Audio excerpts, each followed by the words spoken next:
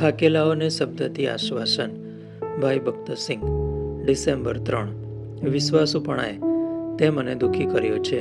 ગીતશાસ્ત્ર 119 અને 75. દેવને પોતાના મનગમતો માણસ જોઈતો હતો. એક એવો માણસ જેની આગળ તે મંદિર વિશેની સ્વર્ગીય યોજના પ્રગટ કરી શકે.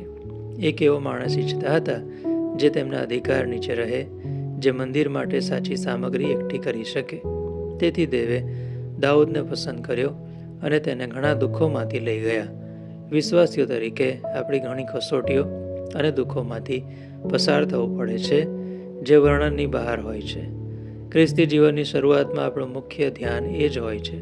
માણસોની દ્રષ્ટિમાં સારું જીવન જીવીએ અને દેવ પાસે અપેક્ષા રાખીએ કે આપણને આશીર્વાદ આપે અને આપણી વ્યક્તિગત જરૂરિયાતના પ્રમાણમાં આપણને મદદ કરે. પણ આપણે મંડળીની સભાઓમાં કે પ્રવૃત્તિઓમાં ભાગ લઈએ એવો વિચાર સરખો પણ આપણને આવતો નથી.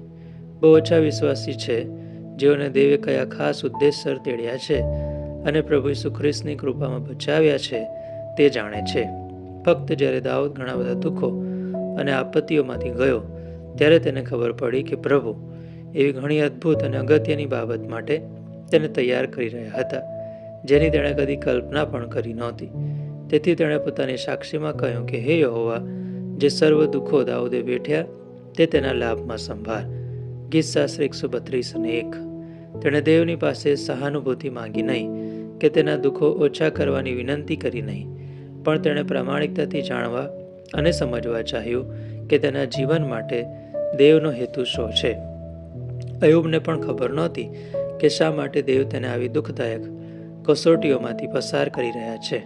ફક્ત જ્યારે દેવે આવીને તેની સાથે મોડામોડ વાત કરી ત્યારે તે જાણી શક્યો કે દેવ તેની પાસે જે હતું તેના કરતાં બમણું આપવા માટે તેને તૈયાર કરી રહ્યા હતા. એ રીતે દાઉદ પણ તેના દુઃખો દ્વારા દેવનો ભાગીદાર અને સહકર્મી થવા તૈયાર થઈ રહ્યો હતો, જેથી દેવનો હેતુ પૃથ્વી પર તે પૂર્ણ કરે.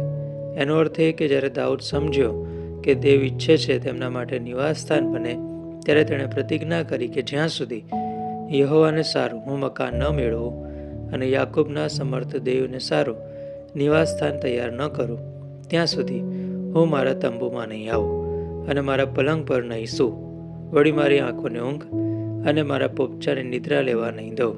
ગીતશાસ્ત્ર 132 3-5. તેમજ પ્રભુ મંડળી માટે પોતાનો હેતુ પ્રગટ કરે છે. તેમને પોતાના છોડાવેલાઓને ઘણા પારખના અગ્નિમાંથી લઈ જવા પડે છે એ પહેલાં કે તેઓ તેમના અનંતકાળના નિવાસસ્થાન બનવા માટે એકબીજા સાથે જોડાય અને તેમનું બાંધકામ પૂર્ણ થાય.